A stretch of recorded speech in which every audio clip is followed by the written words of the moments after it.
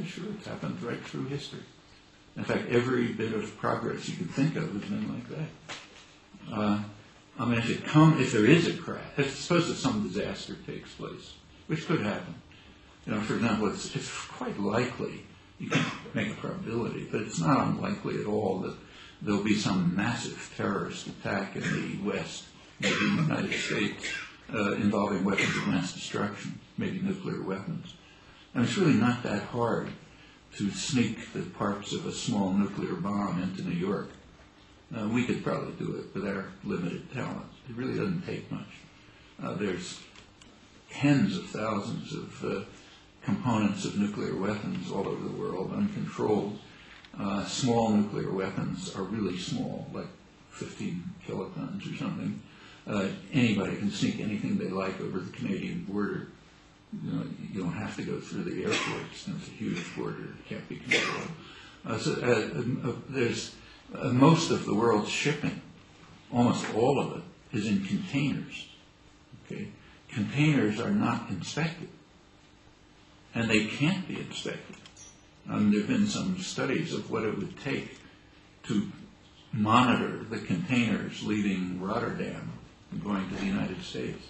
Turns out if you tried just to inspect those containers, all of Europe would be tied up in a massive traffic jam in which nobody could move, just plain gridlock, because of the amount of, the side effects of trying to inspect the containers.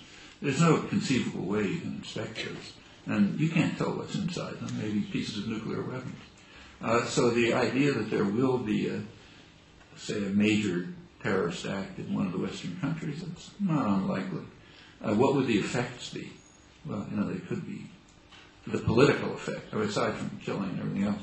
The political effects could be catastrophic. You can imagine anything. Or suppose, let's take another possibility. The world is very much oil-based, hydrocarbon-based, and that's increasing. Everyone knows who thinks that in the longer term, it's devastating, probably destroy the environment. But this shorter-term problem, it's going to run out.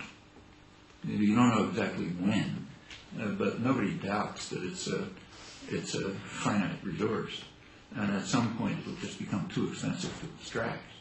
And that point may not be very far away.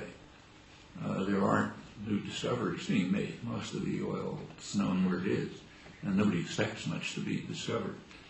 So it'll, and in fact, discovery has peaked and is probably leveling, which means that, and usage is going up constantly because there are very few attempts at serious conservation. So there is a potential crisis brewing. And if it turns out in a short period that oil is not actually available at a sufficient rate, there could again be devastating effects. There are no plans, serious plans, for how to shift to a non-oil-based economy. Quite the contrary. Planners are acting as if we don't have to worry about what's going to happen 5 years from now. What we have to do is make profit tomorrow. And that actually is built into the sort of state capitalist systems. You're not supposed to plan. You're supposed to maximize short-term profit. So there's a kind of a built-in catastrophe. Suppose it takes place. Is that going to be good for the left? I don't think so. Any of these catastrophes are much more likely to lead to some kind of fascism, I think. That's not the way to bring about social change, to wait for a catastrophe. What you want to do is deal with these problems right now.